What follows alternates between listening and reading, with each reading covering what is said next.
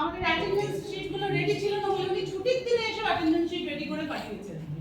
যখন যে টাইমে ফোনে ওনাদেরকে ধরার চেষ্টা করেছি তখনই ওনারা রেসপন্ড করেছেন।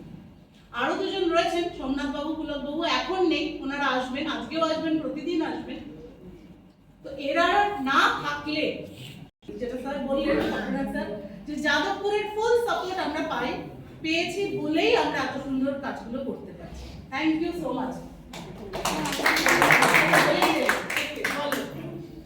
আমাদের আমরা চারজনই এনএসএস এর সাথে যুক্ত রয়েছি।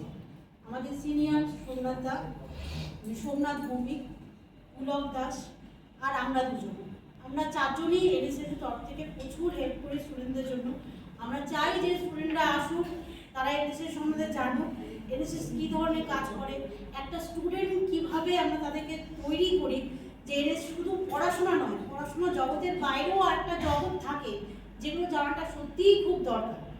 কারণ সেটা জানলে তোমরা তৈরি হবে, তোমাদের তরফ থেকে অন্য আরও যারা স্টুডেন্ট থাকবে তারাও তৈরি হবে। তাই আমরা চাই যে তোমরা সকলেই আসো, এনএসএস কী ধরনের কাজ করে, তাদের মোটিভেশনটা কী, সমস্ত কিছু আমরা স্টুডেন্টদের হেল্প করি। তোমরা যাতে এইভাবে শিখে অন্যদেরও হেল্প করতে পারো সেটাই আমাদের কাছে কামনা। এভাবেই আমরা এনএসএসটাকে এগিয়ে নিয়ে যেতে চাই। আর কি